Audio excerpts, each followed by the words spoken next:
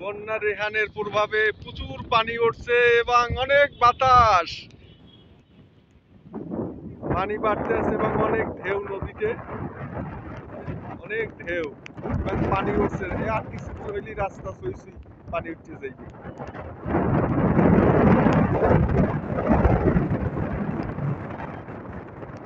সব তলাই গেছে।